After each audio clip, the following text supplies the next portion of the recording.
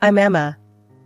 I landed my first real job as an accountant at D&M Construction right out of college. My desk was buried in the back corner of the office, a tiny space crammed with piles of invoices and contract agreements. It wasn't glamorous, but it was mine.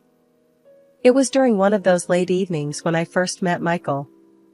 I was wrestling with an especially stubborn printer that decided to jam when he walked by. He was the new head of the project department, and he had that sort of aura that turned heads, a confident stride and a sharp suit. "Need a hand?" he asked, noticing my battle with the paper tray. I looked up, slightly embarrassed. "Yeah, this thing hates me." Michael chuckled and stepped closer, his hands skillfully navigating the guts of the printer. "These machines have a mind of their own." "Thanks," I sighed as he pulled out a crumpled sheet of paper.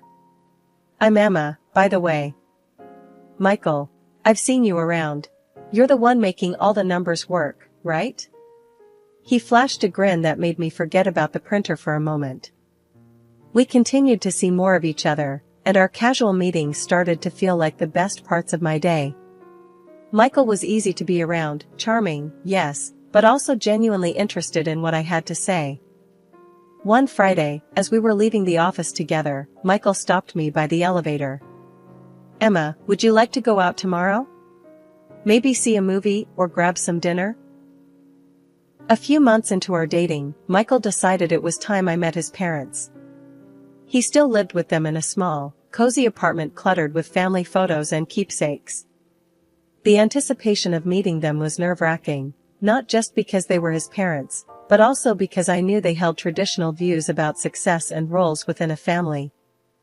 As we stepped into the apartment, the smell of homemade food welcomed us. Michael introduced me with a proud smile. "Mom, Dad, this is Emma, the woman I told you about." His mother, Linda, scrutinized me from head to toe, then offered a stiff smile as she shook my hand. "So, Emma, where do you work?" she asked, her voice laced with curiosity, but somehow sharp. "I'm an accountant at D&M Construction," I replied, trying to sound confident. "An accountant, huh?" His father, George, chimed in, leaning back in his chair. "Well, our Michael is the head of new projects." "Quite a significant role, right, Michael?" Michael nodded. "Yeah, Dad, but Emma's job is crucial too. She handles a lot of the company's finances." Linda and George exchanged looks, their expressions unreadable. "Yes, but you're the one with the career that's going places," Linda said, turning her gaze back to me. "An accountant is nice, dear, but Michael is making real strides in the company." The air thickened with that statement, and I forced a smile, feeling my stomach twist. It was clear they saw a hierarchy where their son stood on top, and I was just there. The dinner progressed with small talk and an undercurrent of judgment. I could tell they were assessing my every word, my every move, to see if I measured up to their expectations for their son. Not long after that uncomfortable dinner, Michael popped the question in our favorite park. It was surreal. There he was, down on one knee, with the most earnest look in his eyes. My joy was palpable. "Yes, Michael, yes." As we started planning our life together, the bubble of our engagement was pricked by the reality of his parents' influence. One evening, while Michael was helping his mom with dishes after another dinner at their place, Linda pulled me aside. "Emma, dear," she began, her voice low and serious, "Michael has a promising future. And with such a future, we just think it's wise to organize things properly." "What do you mean, organize?" "A prenuptial agreement, dear. It's just practical," she explained, her tone implying that it was a foregone conclusion. The word hit me like a ton of bricks. "Prenup? Are you suggesting I might go after Michael's money?" "It's not personal, dear. It's precautionary," she answered, her voice soft but firm. When Michael and I were finally alone in the car, I couldn't keep it in anymore. "Michael, your mom wants us to sign a prenup." He didn't seem surprised. "Yeah, she mentioned it to me too. It's just a safety net." He tried to reassure me, reaching out for my hand. I pulled away, feeling betrayed. "Feels more like a trap, Michael." He looked hurt. "It's not a trap. It's just how my family handles things. They want to protect what we're building." The rest of the ride was silent, each of us lost in our thoughts. At home, Michael brought out the prenup papers. They lay on our kitchen table, like an uninvited guest. "Look, Emma, it's straightforward. We'll both be protected," he said, attempting to bridge the gap between us. I leafed through the document, each clause tightening the knot in my stomach. "This doesn't protect us, Michael. It protects you from me. We can change anything you're not comfortable with," he offered, but his voice lacked conviction. We spent the next few hours going over every line, negotiating terms that felt less like a betrayal. It was tough, arguing over hypotheticals that felt like they could tear us apart. But by the end of the night, we forged something that looked less like his parents' will and more like a mutual agreement. Adjusting to married life in our little rented apartment came with its own set of joys and challenges. At first, everything felt new and exciting, even the mundane tasks of setting up home and figuring out who does what. Michael and I fell into a comfortable routine, filled with small celebrations of our new life together. At work, I kept on with my accounting duties, just another face among many in a large company. But things started to shift when, a year into our marriage, my boss, Mr. Thompson, called me into his office. He was a man of few words, and even fewer smiles. "Emma, you've been pulling some impressive numbers. I see potential in you," he said, his voice gruff, but not unkind. I was taken aback, unsure of what this meant. "Thank you, Mr. Thompson. I appreciate your confidence in me." "It's not just confidence," he continued, shuffling papers on his desk as if looking for evidence of my hard work. "It's fact. I'm promoting you to chief accountant." The promotion came as a shock, but it was a welcome one. I couldn't wait to share the news with Michael, thinking he'd be thrilled. When I told him over dinner, his reaction was mixed, a smile, yes, but there was a hesitation in his eyes. "That's great, babe. Really? Chief accountant, huh?" he said, trying to keep his voice upbeat. "Yeah, can you believe it?" I replied, excitement bubbling in my chest. Sure. It's just, you'll be making more now, right? A lot more than me," he added, his tone shifting slightly. I reached across the table, squeezing his hand. "Hey, this is good for us, for our future. It's our success, not just mine." Michael nodded, but his smile didn't quite reach his eyes. "Yeah, of course. Just don't go bragging to my folks, okay? They still think I'm the high flyer in the family." I agreed, not wanting to cause any family tensions. "Your secret's safe with me," I assured him with a light laugh, trying to keep the atmosphere easy. But as the months rolled by and my responsibilities increased, so did the gap between Michael's perception of our careers and the reality. Another year passed, and another promotion landed on my lap, this time to financial director. The gap in our incomes widened, and Michael's jokes about my rich wife became more frequent, each one stinging a bit more than the last. One evening, I overheard Michael on the phone with his mother. No, Emma's just the same, still crunching numbers. Yeah, she likes it well enough." I stood frozen outside the room, the words hitting harder than expected. He hadn't told them about either of my promotions. I confronted him about it later that night. "Why haven't you told your parents about my job? About how well I'm doing?" I asked, feeling both hurt and angry. Michael sighed, rubbing the back of his neck. "Look, Emma, it's complicated. Dad, he's got these old-fashioned ideas about success and who provides in the family." I knew he was right about his parents, but it didn't make the deception easier to swallow. "We're supposed to be a team, Michael. It feels like you're ashamed of what I've achieved." The conversation lingered in the air, unresolved. We were a team, but at that moment, it felt like we were playing on different fields. I knew I had to be understanding, but part of me also needed Michael to step up and own our reality, not just the one his parents wanted to see. Living with Michael had its ups and downs, but what really started to wear on me was the financial strain caused by his parents' constant demands for money. Before we got married, Michael lived with them and took care of all their expenses. Now that we were on our own, I had hoped that would change, but old habits die hard. One evening, as I was sorting through our monthly bills, I noticed that the numbers just weren't adding up. We seemed to be bleeding money faster than I could account for. "Michael, we need to talk about our finances," I said as he walked in from work, looking tired. "What's up?" he asked, dropping his bag by the door and sinking into the couch with a sigh. "It's about the money going up every month.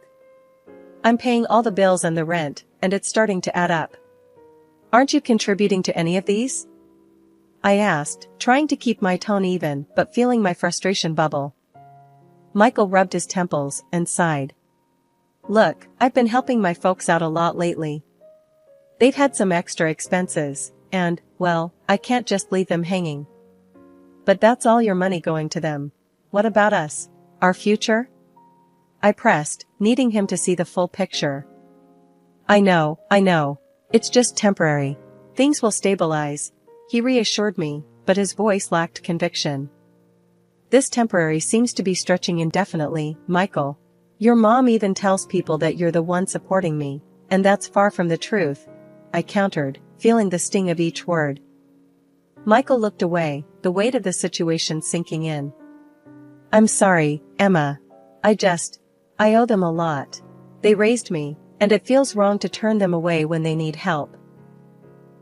"But at what cost? We can't even plan for anything because we don't know how much of your paycheck will go to your parents each month," I argued, my worry growing as I thought about our future. He didn't have an answer, just sat there looking as lost as I felt. The conversation was going nowhere, and it left a sour taste in my mouth. The next time we visited his parents, the tension was palpable. His mother, Linda, made a point of mentioning how Michael had been their rock, hinting at how much he'd been helping them out. "We don't know what we'd do without Michael. He's been such a support, not just emotionally but financially too," she said, glancing my way with a sharp smile. As days turned into weeks with no change, I began to wonder if we'd ever find our way out of this mess, or if the weight of his obligations to his parents would always overshadow our plans and dreams. As time marched on, the idea of buying our own place started to seem more like a necessity than a luxury. I broached the subject with Michael one night while we were cleaning up after dinner. "Michael, I've been thinking," I started, wiping down the counter. "Maybe it's time we looked into buying a house. Renting is just throwing money away every month." Michael paused, drying a plate slowly. "A house, huh? Yeah, that sounds great, but do we have enough for a down payment?" "I've been saving up on the side. I think we might just have enough to get us through the door, if we tighten our belts a bit more," I replied, hopeful. He put the plate down and leaned against the counter. "That's incredible, Em. I didn't know you had that much set aside." "Well, I wanted it to be a surprise. But here's the thing," I continued, bracing myself for his reaction. "The down payment will mostly be from my savings. I mean, I want this to be our home, equally ours, but on paper, it'll look a bit lopsided." Michael's face fell slightly, and he nodded. "I get it. Your money, your rules. I just wish I could chip in more." "It's not about rules, Michael. It's our home. But legally, I think it would make sense to have the house under my name, just for now," I explained, trying to keep the conversation light but firm. Michael sighed, scratching his head. "Yeah, I guess that makes sense. As long as we're together in this, that's what counts, right?" "Exactly, we're in this together," I reassured him, reaching out to squeeze his hand. We started house hunting that weekend, and it didn't take long before we found a small, charming place that felt just right. Once the house was officially ours, I took on the mortgage payments, and we moved in. It felt like a fresh start, a real part of our future taking shape. But old habits and secrets don't just stay behind, especially not Michael's tendency to shield his parents from our reality. One evening, I overheard Michael on the phone in our new study. "No, Mom, the house is great. Yeah, Emma's really done well for herself. I'm keeping up, don't worry," he said, his voice low. When he came out, I confronted him. "Why do you keep doing that? Making it sound like I'm the one pulling all the weight." Michael flinched, then exhaled deeply. "I didn't mean anything by it, Emma. It's just easier this way. They think I'm doing well, too. Let's just enjoy our new home, okay? We'll deal with my parents later." I nodded, reluctantly letting the issue go, but it gnawed at me. Our home was supposed to be our sanctuary, not another stage for half-truths and tiptoeing around delicate egos. Life at home was tense after Michael's latest career hiccup. He was always on edge, trying to secure a promotion by hustling harder at work, making deals left and right. He seemed more desperate to prove himself, especially to his parents. One evening, while Michael was late again, caught up in meetings, I stumbled upon some documents sprawled across our home office desk. The top sheet caught my eye, a contract proposal with a company I recognized as recently declared bankrupt. Alarm bells rang in my head. Signing with a bankrupt company could jeopardize not only Michael's position but could also drag our company through the mud. When Michael finally came home, I confronted him. "Michael, what's this about signing with a company that's bankrupt? Do you realize the risks involved?" He brushed me off with a wave of his hand, his eyes glued to his phone. "I know what I'm doing, Emma. This deal could be a big break for me. But it's a reckless move. It could backfire on you, and on both of us. Please, think this through," I pleaded, hoping to get through to him. Michael scoffed. "Look, Emma, I get that you're trying to help, but I know how to handle my job. These are the risks we have to take in the business world." A few weeks later, my worst fears came true. Michael came home, paler than usual, slumping into a chair across from me in the kitchen. "I was fired today," he muttered, avoiding my gaze. I was furious and scared, but managed to keep my voice steady. "What are we going to do now? You know we have the mortgage and all our other bills." Michael was quiet, then he looked up with a desperate sort of determination. "Just, don't tell my parents, okay? They can't know about this. It would crush them." So I agreed, more out of shock than anything else, and we pretended nothing had changed when his parents called or visited. But now, with only my income, the financial strain was immense. I handled our expenses alone, feeling the burden of each bill. One day, Michael came to me, hesitant. "Emma, I need to ask you for something. It's about my parents, they need some financial help again. Could we?" I cut him off, unable to hide my frustration. "You want me to give more money to your parents now? When we're barely scraping by with your job gone and me covering everything?" Michael flinched. "It's just that they're really strapped this month, and I promised." "No, Michael. Just no. I'm stretched thin as it is. You need to sort this out. Find a job, any job," I snapped, the stress boiling over. He didn't say anything, just walked away, and we didn't speak for the rest of the week. Losing my mother was one of the hardest things I've ever had to endure. The only silver lining was the small house she left me, a quaint place where I had so many childhood memories. Not long after the funeral, my mother-in-law, Linda, brought up the house. "You know, dear, it might be best if you sold that little house. You could use the money to help us," she suggested during one of their visits. I was stunned by her audacity. "It's my house, Linda, and I'm going to keep it. I've decided to rent it out to help pay off our mortgage," I responded, trying to keep my cool. Linda frowned, clearly not happy with my decision, but she didn't push further at the time. I was too overwhelmed with work and managing our finances to handle the rentals myself, so I asked Michael to find us tenants. A few weeks later, he told me he'd found the perfect tenants, an elderly couple looking for a place just like my mom's house. Trusting him, I thought nothing more of it until a few months later when I realized that no rent had been deposited into my account. Concerned, I decided to visit the house and speak with the tenants directly. When I arrived, the sight before me was like a slap in the face. Michael's parents were lounging in the living room, completely at home. "What the hell is going on here?" I demanded, my voice shaking with rage. Linda looked up, not the least bit ashamed. "Oh, hello, dear. Michael said we could stay here. Isn't it lovely?" "I was expecting tenants who would pay rent, Linda. Not you living here rent-free." I shot back, feeling betrayed. "We're family, dear. We thought you wouldn't mind," she replied, her tone dismissive.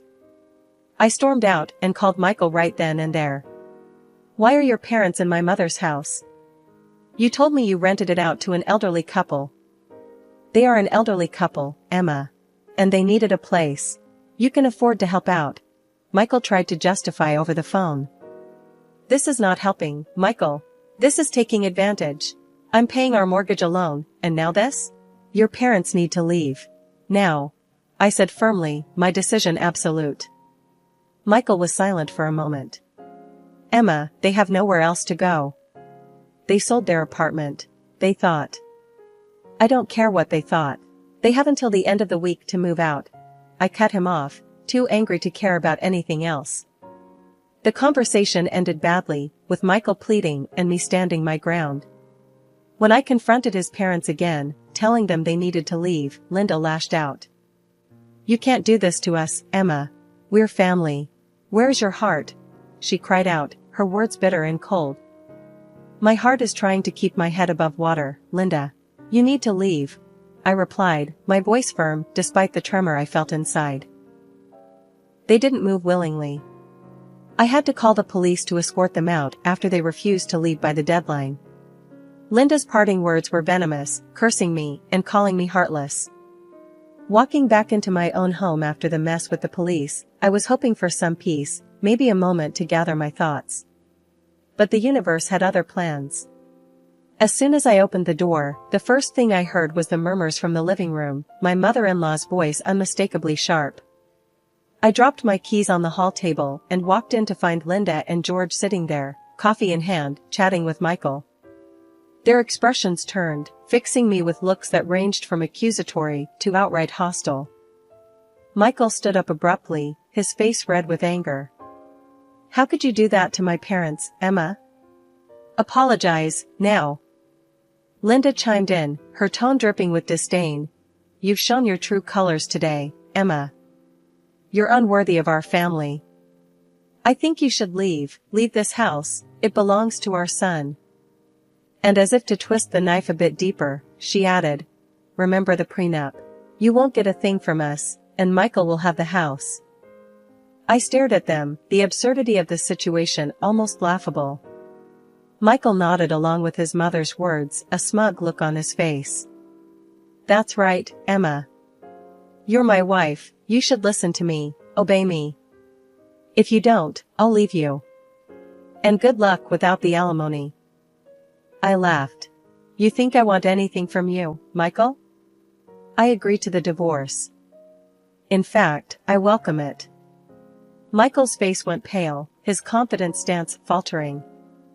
"I was just, that was just a joke. Come on, Emma." But I was done. Turning to his parents, I laid it all out. Michael has been unemployed for over a year now. He lives off my earnings, in my house. I made the down payment, I pay the mortgage. Legally and otherwise, this house is mine. The color drained from Linda's face as she turned to Michael, who could only lower his head in shame, muttering, "It's true. I want all of you out of my house. Now. And don't come back," I said, my voice steady but my whole body shaking with the intensity of the moment. They were indignant, of course. Linda started to argue, but I was firm. "Leave now, or I call the police again." I heard Linda demanding Michael pay for a hotel, his quiet, defeated voice responding, "I don't have any money, Mom." Once they were gone, the weight of the confrontation hit me. I turned to Michael, who still seemed stunned by how things had turned out. "You should leave too, Michael. I'll send your things." That night, he left, and the silence of the house was both eerie and soothing. The divorce proceedings were straightforward. Michael didn't contest anything, perhaps out of guilt, perhaps out of resignation, perhaps out of the lack of money for a good lawyer. Now, living alone, I've regained a sense of peace and control. I rent out my mother's house, which helps cover the mortgage, and every decision, from the groceries I buy to the color I paint the walls, is mine alone. At night, I sit in the living room, the same room that once hosted so many painful confrontations, and I feel a deep sense of relief. I'm free. Free from the deceit, free from the control, and most importantly, free to build my life the way I see fit.